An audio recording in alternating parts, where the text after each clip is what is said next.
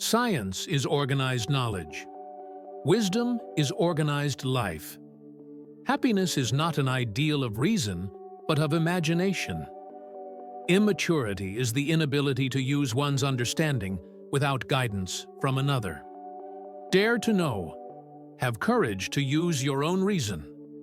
Experience without theory is blind, but theory without experience is mere intellectual play. Morality is not the doctrine of how we may make ourselves happy, but how we may make ourselves worthy of happiness. Freedom is the capacity to act according to laws one gives oneself. A human being is not a thing to be used merely as a means, but must always be treated as an end. Two things fill the mind with ever-increasing wonder and awe: the starry heavens above me and the moral law within me. Thoughts without content are empty. Intuitions without concepts are blind. In law, a man is guilty when he violates the rights of others. Out of the crooked timber of humanity, no straight thing was ever made. Act only according to that maxim, whereby you can will that it should become a universal law. Rules for happiness can be found nowhere. He who is cruel to animals becomes hard also in his dealings with men. Enlightenment is man's emergence from his self-imposed immaturity. Freedom is independence from the compulsory will of another. Morality alone can make us worthy of happiness. Even philosophers will praise war as ennobling mankind, forgetting the Greek saying, "War makes more evil people than it takes away." The death of dogma is the birth of morality. All knowledge begins with the senses, proceeds to the understanding, and ends with reason. Immorality is the source of all human suffering. The busier we are, the more acutely we feel that we live. One is not rich by what one possesses, but by what one can do without. A lie destroys a man's dignity. Patience is the ability to endure difficulties.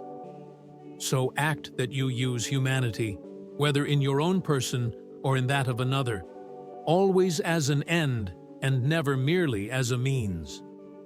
Skepticism is the resting place for human reason. Reason must subject itself to criticism in all its undertakings. The greatest problem for the human species is the achievement of a civil society. Character consists in the firm will to act according to maxims one has adopted.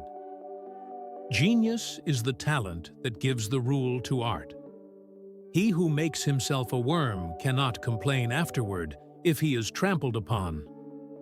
Morality is the condition under which alone rational beings can be ends in themselves. Freedom and unconditional moral law reciprocally imply each other.